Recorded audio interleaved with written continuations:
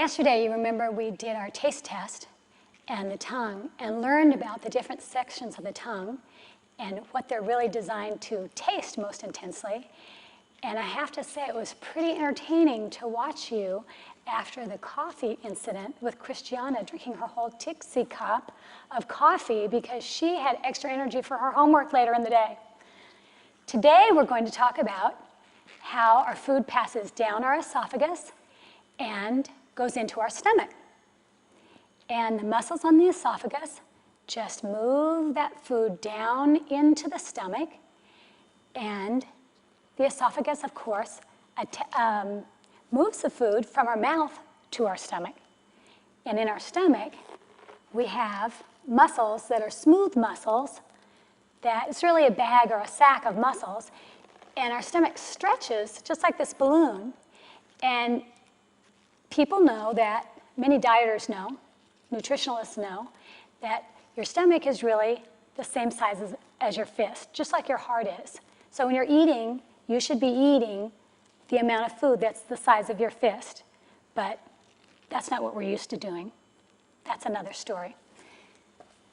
Our stomachs can actually hold a whole 1.5 liters of food and water.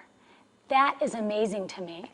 It can stretch out, and that would be why our pants are too tight after we'd eaten too much. That is just a huge amount of expansion that those muscles can accomplish.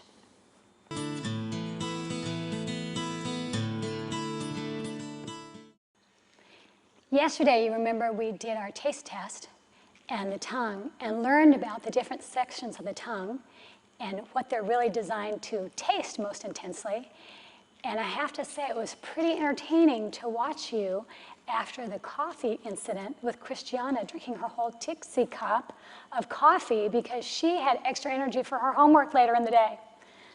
Today, we're going to talk about how our food passes down our esophagus and goes into our stomach. And the muscles on the esophagus just move that food down into the stomach.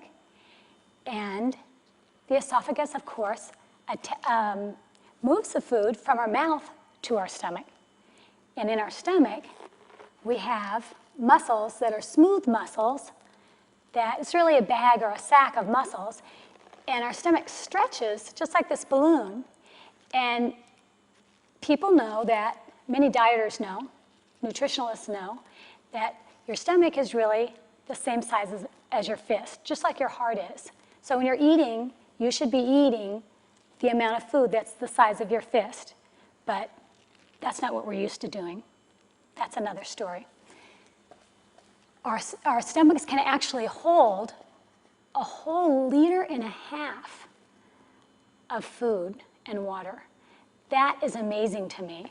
It can stretch out, and that would be why our pants are too tight after we'd eaten too much. That is just a huge amount of expansion that those muscles can accomplish.